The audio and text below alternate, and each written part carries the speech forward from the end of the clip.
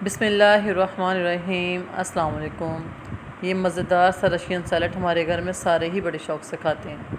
बच्चे भी शौक़ से खाते हैं और बड़े भी शौक़ से खाते हैं, क्योंकि उसमें सारे ड्राई फ्रूट्स और दूसरे फ्रूट्स से होते हैं जो कि सेहत के लिए भी अच्छे हैं। इनमें सबसे ज़्यादा टाइम तो इसकी तैयारी में जो है ना फ्रूट्स की कटिंग में ही लगता है। और अगर फ्रूट की क्वांटिटी ज़्यादा हो तो फिर आपको पता ही कि ज़्यादा टाइम लगेगा। और मेरे पास माशाल्लाह से ज़्यादा क्वांटिटी में फ्रूट्स था सारा, और मुझे तकरीबन 1 घंटा ही लग गया इसकी कटिंग करते हुए ना। मैं इसमें मैकरोनी भी ऐड करती हूँ, और ये मैकरोनी जो है ना इसका टेस्ट को और बढ़ा देती है। बड़े मज़े की लगती है इसमें मैकरोनी भी। यहाँ पे मैंने तकरीबन हाफ़ कप मैकरोनी का लिया होगा, और उसको जो है ना बॉईल करके ठंडा करके जो है ना मैं इसमें मिक्स किया था साथ। ये तो आप लोगों को पता ही है कि जल्दी बॉईल हो जाती है, ज़्यादा टाइम तो लगता नहीं है, पर तकरीबन 6 से 7 मिनट में जो है ना ये बॉईल आ जाए इसमें, तो फिर जल्दी बॉईल हो जाती है। जब तक इधर मैकरोनी बॉईल हो रही थी तो मैंने कहा तब तक मैं फ़्रूट की कटिंग कर लूँ। यहाँ पे जी वो कटिंग बोर्ड देखें नीचे, जो मैंने आप लोगों को कल दिखाया था ना, इसकी अनबॉक्सिंग मैंने की थी। ये बड़े मज़े की चीज़ है, बड़ी अच्छे से कटिंग होती है, इस पर हिलता वगैरह भी नहीं है ये। यहाँ पे मैंने सेब का छिलका वगैरह उतार रही हूँ, और ये कटर ने मुझे बड़ा तंग किया है ना कटिंग करते हुए। देखें बार बार ये नीचे से टूट जाता था। यहाँ पे मैंने सेब के छिलके वगैरह उतार कर उसकी कटिंग कर रही हूँ। मैंने कहा कटर तो अब जैसा भी है काम तो चलाना ही है। तो ये देखें जी यहाँ पे उसके छिलके उतारे हैं और उनकी कटिंग कर रही हूँ। बच्चे अभी स्कूल से घर नहीं आए थे जब से मैंने बनाना शुरू किया, और तकरीबन बच्चे भी आ गए, उन्होंने नहा भी लिया, ड्रेस वगैरह चेंज कर ली, और मेरी अभी तक ये कटिंग जारी थी। इसको काफ़ी टाइम लग जाता है कटिंग करते हुए ना। और इस तरह मैंने एक करके ये एप्पल वगैरह की कटिंग की है, उसके बाद बाकी फ्रूट्स की भी कटिंग की है, और इनको जो कटिंग करके सेपरेट बॉल में डालते जाना है। फिर बाद में इकट्ठे ही जो है ना किसी बड़े बर्तन में इनको मिक्स करना होता है। जब तक मैंने ये एप्पल की कटिंग वगैरह की है ना, तब तक मेरी मैकरोनी भी बॉईल हो चुकी थी दूसरी तरफ। उसको मैंने जो है ना स्टेन करके उसको रख दिया ताकि वो ठंडी हो जाए। और ये देखें ये पीच लिया, पीच का भी छिलका उतार के उसकी भी कटिंग कर लेनी है। बनानाज हैं, ग्रेप्स हैं, बाकी चीज़ें जो मैंने आपको दिखाई हैं वो सारी भी इसमें एक एक करके जो है ऐड करते जाना है आपने। मैंने आपको बताया ना कि इसमें ज़्यादा देर ही कटिंग करते हुए लगती है, बाकी इसको मिक्स करना है उसमें तो इतना टाइम नहीं लगता, लेकिन इसकी कटिंग में ज़्यादा टाइम लगता है। एक एक चीज़ को लेना है, उसको काटना है। ये खजूरें हैं, खजूरों को कटिंग करते हुए देखें कितना टाइम लगा। इसको मैंने खोला, अच्छे से इसकी गुठलियाँ निकालनी है। कि आपको पता है ना कि इस मौसम में जो है ना खजूरों के अंदर कीड़े वगैरह भी होते हैं, तो मैंने फिर भी देख के अच्छे से उनको धो के उसकी गुठलियाँ निकाल के तो फिर उसकी कटिंग करना शुरू की है, ताकि खजूरें देखें साफ़ तो हैं कि गंदी तो नहीं अंदर से। लेकिन खजूरें तकरीबन तमाम साफ़ ही थी, उनको मैंने धोया अच्छे से जो है ना उसकी अब कटिंग की है। उसकी कटिंग जो है ना बहुत छोटी नहीं करनी है, उसको लंबाई की तरफ से जो है ना काटना शुरू करना है। ये लंबी लंबी उसमें अच्छी लगती हैं। मैंने खजूरें जो है ना ज़्यादा क्वांटिटी में ऐड की हूँ, क्योंकि मेरे बच्चों को खजूरें और बादाम ज़्यादा पसंद है इसमें, इसलिए मैंने इन दोनों चीज़ों की जो क्वांटिटी है ना ज़्यादा रखी है, कि बच्चे जो चीज़ शौक़ से खाते हैं फिर वो मैंने इसलिए ज़्यादा रखी हैं। यहाँ पे खजूरें हमारी जो कट चुकी हैं उनको मैंने ट्रे में डाल दिया। और अब ये जहाँ पे हमारे पास किशमिश किशमिश तो आपको पता है बारीक बारीक उसकी सफाई ज़्यादा करने वाली होती है, इसमें डस्ट वगैरह। इसको मैं अच्छे से डाल के पहले वॉश किया, और ये देखें पीछे से इसके वो जो डंडियाँ सी होती हैं ना उसको अच्छे से आपने उतार के उसको धो लेना है, इनको साफ़ कर लेना है, ताकि कोई डस्ट वगैरह इसके साथ ना रहे।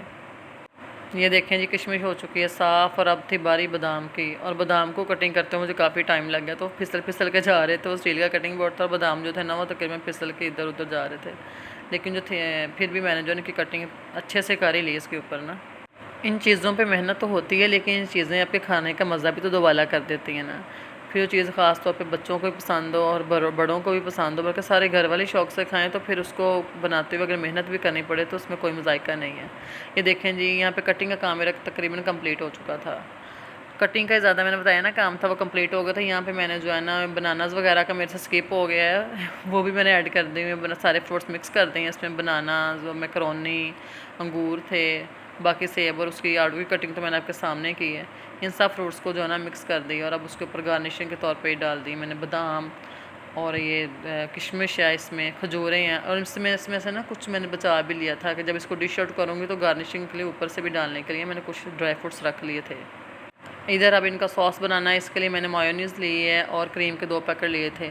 और चीनी को यहाँ पे ना मैंने ग्राइंड कर लेना है। 2 चम्मच चीनी ली है, आप अपने हिसाब से जिस तरह की आप खाते हो, ज़्यादा खाते हैं कम खाते हैं, वो सॉस में ऐड करने के लिए ना आपने डाल लेना। यहाँ पे चीनी को मैंने ग्राइंड करके ये मायोनीज़ और क्रीम को ना अच्छे से मिक्स कर लेना आपने।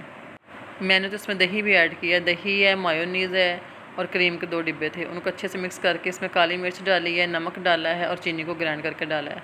और ये देखें ये फ्रिज में अनार पड़ा रह गया, इसको मुझे जहन में नहीं कि इसको भी डालना था। अब ये करते हुए मुझे याद है कि लोन अनार तो रह गया फ्रिज में।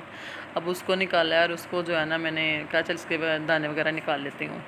अच्छा, अनार की भी एक टिप है इसके दाने वगैरह निकालने के लिए। देखें इसको, या तो आप छुरी के पीछे दस्ती होती है उसके साथ, या चम्मच के साथ अगर इसको ऐसे टैप टैप करेंगे ना, मारेंगे हल्का हल्का, तो उसके सारे दाने वगैरह निकल जाते हैं। इससे हमारे हाथ वगैरह भी नहीं गंदे होते और सारे दाने वगैरह अच्छे से जो है ना बिल्कुल साफ़ हो जाते हैं इसके। ये देखें जी, यहाँ पे मेरा तकरीबन फ्रूट्स वगैरह सारा मिक्स हो चुका था। और अब इसमें मैंने डाले हैं अनार वगैरह डालने के बाद ये जो मैंने सॉस बनाया था इसका रेडी किया। अब इसको मिक्स कर देना। इसमें ज़्यादा मुश्किल तो कुछ भी नहीं है, बस आपको बताया ना, सिर्फ इसकी कटिंग में टाइम लगता है और ज़्यादा इसमें कुछ मुश्किल नहीं है। और इसकी जो आपने सॉस बनानी है ना, इसको अच्छे से आपने जो है ना बीट करना है। इसमें कोई गुठली वगैरह इसमें चीज़ें डालते हैं ना, अच्छे से आपने उसको मैश करना है। ये भी इसका बहुत अहम पार्ट है, इसकी सॉस बनाना भी। अनार डालने से देखें इसकी खूबसूरती में कितना इजाफा हो चुका है। वो सारा वाइट वाइट लग रहा था, लेकिन अनार के रेड रेड दाने ऊपर कितना खूबसूरत लुक दे रहे हैं। ये देखें जी, यहाँ पे मैंने इसको कर दिया डिश आउट। अब इसके ऊपर से जो है ना मैंने वो डाल दिया, खजूरें हैं, किशमिश है, बादाम है, गार्निश कर दिए हैं इसके ऊपर भी। ये बहुत ही मज़ेदार और ख़ूबसूरत लग रहा था। ये देखें जी इसकी फ़ाइनल लुक कितनी यमी लग रही है, देखते ही मुंह में पानी आ रहा है। बच्चे बड़े खुश हो रहे थे कि मम्मा ले आए, हमने इसको टेस्ट करना, बाहर ले आए, इसको डाइनिंग टेबल पे ला के रखें ताकि हम आपको टेस्ट करके बताएं कि ये कैसा बना है। मैंने कहा चलें जी, आप पहले टेस्ट करके बताओ कि कैसा बना है। आपको मेरी वीडियो कैसी लगी आप कमेंट में ज़रूर बताया करें। वीडियो को लाइक किया करें, चैनल को सब्सक्राइब किया करें, ताकि इसी तरह की मज़ीद अच्छी अच्छी वीडियोज़ जो है ना आपको मिलती रहें और मेरा चैनल देखते रहें। ये आप लोगों की तरफ से एक सपोर्ट होती है, एक हौसला अफजाई होती है। इस वजह से जो है ना वीडियो को आप लोग लाजमी लाइक किया करें। ये देखें जी, यहाँ पे रशियन सैलेड हो चुका तैयार। बच्चे कर रहे हैं इसको ट्राई, और देखें उन्हें तो बहुत पसंद आया था। आपको वीडियो कैसी लगी आप भी ज़रूर बताइएगा। अल्लाह हाफिज़।